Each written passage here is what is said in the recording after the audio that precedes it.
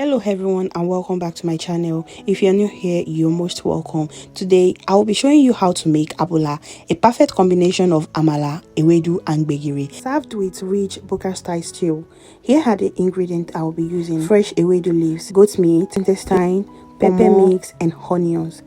First, I will start by placing my goat meat and intestine into the pot. I had some chopped onions, leaving a little aside for the pomo that will go into a separate pot. Next, I season the meat with seasoning cubes, salt, curry powder, thyme, dry rosemary and a touch of paprika. Give it a good mix, cover the pot and let it boil gently for a few minutes before adding water. In another pot, I had my pomo, some onions, seasoning cubes, curry powder and salt. Then add a bit of water, cover it and allow it to boil for a few minutes as well. After some time, I check back on the goat meat. Once it's partially cooked, I add some water so it can get soft and tender. Meanwhile, the pomo is already cooked, so I take that off the heat and set it aside. Now let's move on to the gbegiri. I already cooked and blended my beans and I've added palm oil along with all the necessary seasonings of camera. It's already looking thick, smooth and ready to complement our ewedu and amala later. Next, it's time to make the rich buka-style stew. I start by heating some palm oil in a pot. Once hot, I add chopped onions and let them fry until fragrant. Then I pour in my blended pepper mix and allow it to cook for a few minutes before adding my boiled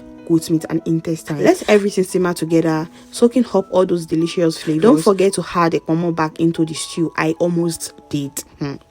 Leaving the stew on the fire, I moved on to the ewedu. I was lucky to find fresh ewedu oko at the market.